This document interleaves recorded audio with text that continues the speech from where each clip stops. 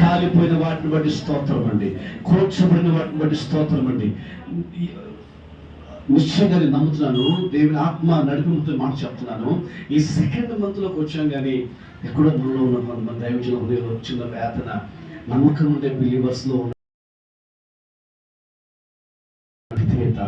వారి తిరుగుబాటు, ఈవెన్ నిన్న సండేలో కూడా మేబీ నీవు ఆశించిన రీతిలో నీవు ఎక్స్పెక్ట్ చేసిన వ్యక్తులు ఆ విధేయత చూపించకపోవడం వల్ల దానికి నీవేమీ చెప్పలేవు ఏం జరిగిందో కానీ మనస్సు డిస్టర్బ్ అయి కూర్చున్న దైవజనులు ఎక్కడ ఉన్నారు. వాటన్నిటిని బట్టి కూడా స్తోత్రమే చెబుదాం. డిస్టర్బెన్స్ కనుక దేవుని ప్రణాళిక, దేవుని అనుగ్రహం ఒకటి ఉంది.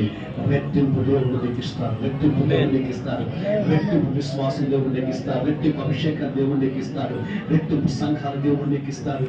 ఖాళీ కూలి నలిగిన తరువాత, హల్లెలూయా, ఖాళీ కూలి నలిగిన తరువాత నీ సందేశము నెక్స్ట్ జనరేషన్ ప్రోత్సాహపరచబోతుంది.